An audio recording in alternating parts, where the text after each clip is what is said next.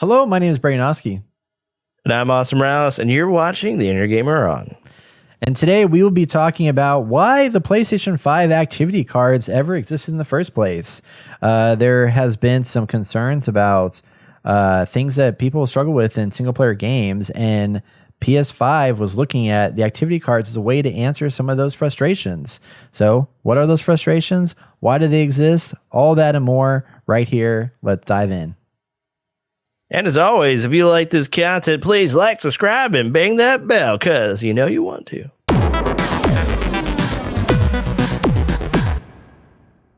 And a little bit of news that came out from Vice magazine, in which they did a little bit of coverage on an internal Sony document that explained why they have activity cards in the new PlayStation 5.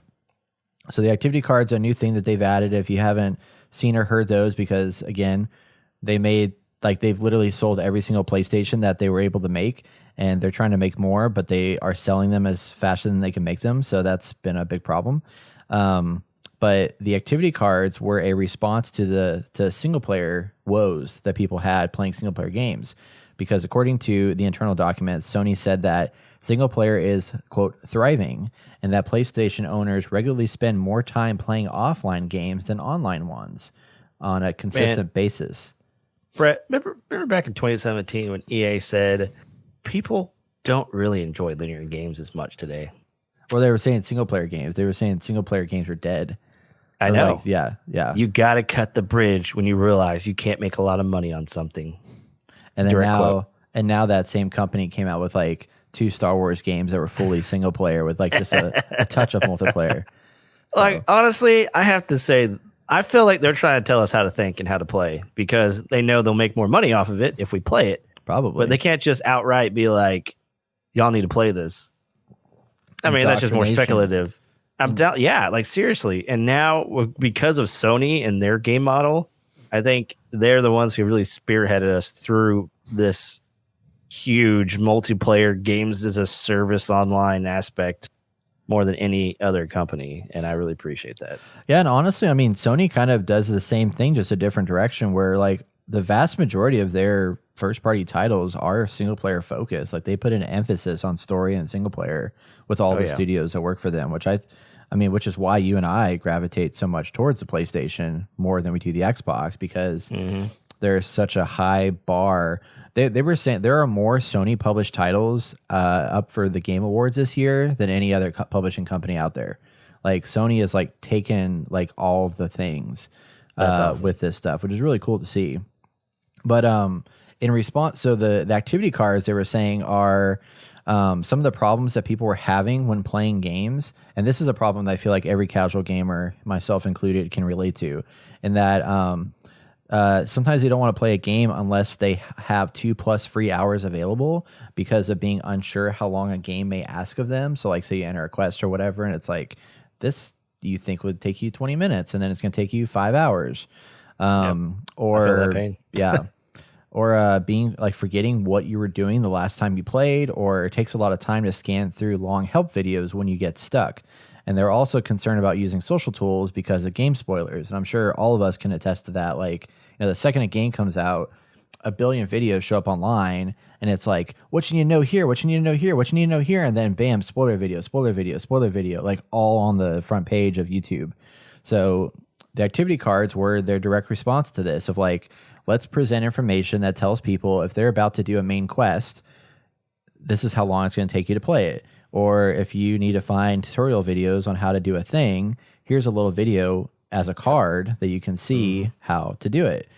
And obviously not everybody's adopted it yet, but I thought it was great when I was playing through Miles Morales, because that fully took advantage of the system, where I could see, oh, I have an activity over here that's like one of the app activities that I can do, and it said it will take about 5 minutes to complete.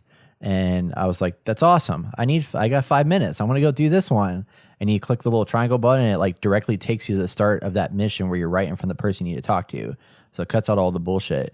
So I love the ideas that they have here. I'm just hoping that people actually take advantage of it and utilize it, because again, that's what has to happen. It's like developers have to implement this into their game in order for it to work.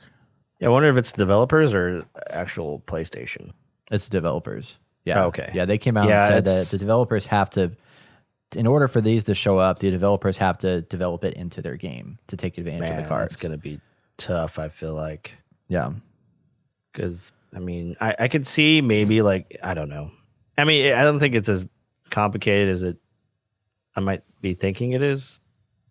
Like, I can see indie devs doing it, right? Because, like, what else are they going to do, right? Well, they're going to make cool games. Well, yeah, I know, but like I feel like they probably have more time, maybe speculation, but I can see how they have less time. Disagree with that, but and then I could see that AAA titles, like, they want to spend that time and money to do that. Maybe. Yeah.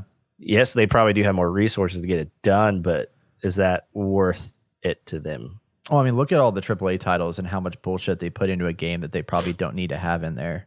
Like, they could spend less time building stupid side quests that don't have any value and spend more time like putting this into the game, which I think would be important to navigate. I think Sony would need to give them a little cut or something, like, just to get it going. You know, if you do this early on, we'll give you a little cash or something. You know, something to help with development. Not to be something huge, but and make it worth their while. Then once people get in that rhythm, you can stop that program or whatever. But. Yeah, I mean, I just think if anything, I mean, it goes back to our conversation about accessibility last week. This makes the game more accessible to more players. If you utilize these tools, like this is, so it's like, you know, they're spending time to put in all these different features to turn this off, turn that on, you know, on and off, whatever. Yeah. I mean, not everybody's going to be able to utilize this, sure, but like vast majority of your market is on PlayStation. Like, I would say they should invest even a little bit, like even if it was like main quest, because like, for example, Assassin's Creed Valhalla got a PS5 update, so it's like better graphics and improved frame rate and stuff like that if you have a PS5. But what they didn't do is do anything with the activity card. So like, there's an activity card that pops up when you first load the game that says I'm 40% complete with the campaign. I'm like, that's bullshit. I've only played 4 hours. There's no way I'm 40% complete with the campaign. So it's like, they didn't put any time to even do like if that card existed of like, all we're going to do is put a card that says you're X percentage complete with the main quest line. That would make me so happy to have that feature in there. Yeah, no, you're right. And you know, some games put it in the game itself, but there are little things that I feel like they could do that are pretty easy. Like, I don't imagine that would be a hard thing to build. It's like putting a single card that just tells you how much you've completed the game.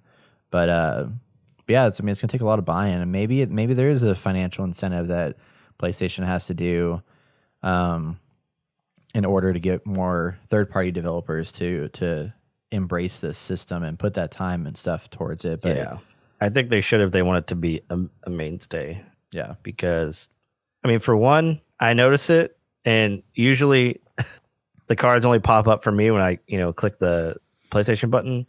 But when I'm clicking the PlayStation button, I'm actually just trying to turn off the thing or go back to the main menu or something like that. I really don't look at the cards.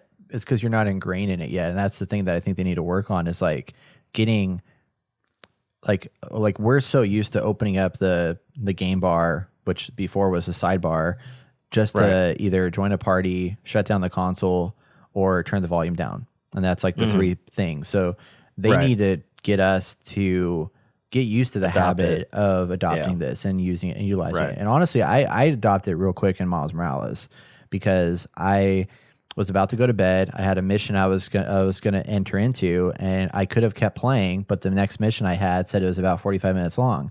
I was like, well, I don't have 45 minutes. It's 2 o'clock in the morning already. So I stopped and came back the next day, and I appreciate that was there because I see. It was basically in full use. It better respects your time as a gamer. Right. And I think that's awesome. But yeah, I don't know I think if anything else, like, I mean, I'm sure all the Sony first party titles are going to include it, but hopefully, that Sony can figure out a way to get them to embrace it. Cause I mean, we just need to get used to the fact that it's there. Yeah, no, you're right. I have been paying more attention to trophies lately because of the fact that they are there in the activity card. But what I don't like about the activity card trophies is that because they're vertical cards that are more vertical than horizontal, you can't read what the trophy is. until you click in it again. So you have to do 2 clicks to see the trophy. And I feel like they could have better displayed those items, especially if you go through the trophy list. The trophy list now is a bunch of cards. And I've been thinking more about trophies because they are much more apparent on the new PS5 than they were on the old system. But if I'm like going through my list of trophies, you can't read the description about what you have to achieve until you click it into each one. And I'm like, why do I have to make another step to read this card?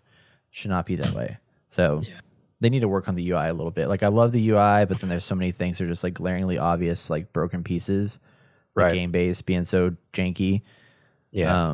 Well, I hope they stay on it this time. I mean, I feel like they did a pretty good job of like trying to keep stuff updated in PlayStation 4 UI, but for the most part, those bigger updates that really made some life changes, great like quality of life changes. Oh, quality of life, yeah. So like those were far and few between, sadly. So hopefully now that they're on a roll, they can kind of keep this up because I wouldn't say they made any giant changes, but I think if they just stay on it, it'll be a little more steady. It'll be easier for them. Yeah. I mean, they have a great UI already, but I mean, obviously it can always be enhanced. Yeah. Yeah, I feel like it's a weird update because it's like I feel like they made several leaps forward, but then also several steps back. Like removing folders, like is kind of a big killer for me because now I have to go to the game library to see all my stuff. But then again, it's like I don't have a big hard drive, so I can't have all those things installed anymore. Yeah. So there's. Do you like the games and media tabs at the very, very top? Yes. However, I wish there was more tabs for like another. I wish there were no tabs. Yeah. Well, I like how it's just like in PlayStation 4, it's just games. And then it's like if I want to go to video, like there's its own little folder I can open and it opens up another menu. I mean, I like that better. I didn't like that before because I felt like it was all under one bucket and it was a pain in the ass to have to, like, I didn't want to have to go to TV and I didn't want to have to navigate over TV and video and capture library and all this stuff to get to my games that I want to play. So I like that they've split out media because now you can press L1 and R1 to switch those tabs without having to like go up there. So that's the benefit. I was going up there. Yeah, no. So whenever you see those tabs across the top, anywhere in the PlayStation interface, this is a pro tip. Pro tip: anywhere you see the tabs, press L1 and R1, and that will switch through the tabs. So it's especially helpful in like the PlayStation Store or when you're going through your game, your capture library.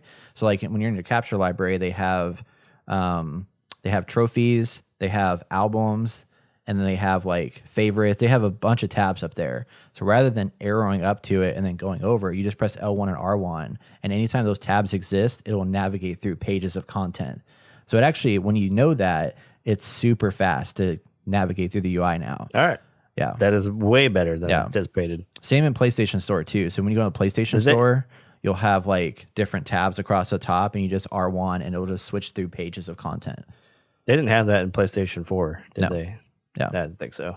This is the hard thing here right now. Yeah. I wish they had tips that would pop up every so often and be like, hey, remember you can do this or whatever. Yeah. But maybe that'd just be too much. Maybe I'd hate that. I don't know. Well, I feel like they had something like that when I first booted up my PlayStation because I thought that's how I figured it out, but maybe I just they did have some like helping hit tips, but I figured I'd figure most of the stuff out on my own, which I always do. I do it for everything, games, and I'm just like screw this tutorial. Well, then having that in there would not have helped you then because you would have skipped it anyway. Well, there are things that like in games where it's like, hey, don't forget you can do this, right? Yeah. When you're trying to perform an action, especially early on in the game. Yeah. They go through the tutorial, then they remind you, and I'm just like, usually the reminders are like more focused, like, hey, that is true. Yeah. You're trying to get up this rock or whatever. Contextual this is reminders how you do it. When you're not figuring. Yeah. No, that makes sense. Because I've had that issue with like Valhalla. Like they throw so much stuff at you at the beginning. And I'm like, how did I do this thing? What do I do here?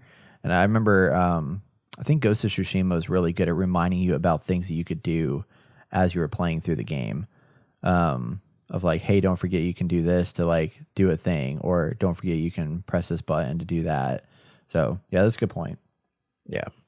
Anyway, so yes, activity cards, exciting stuff. Yes.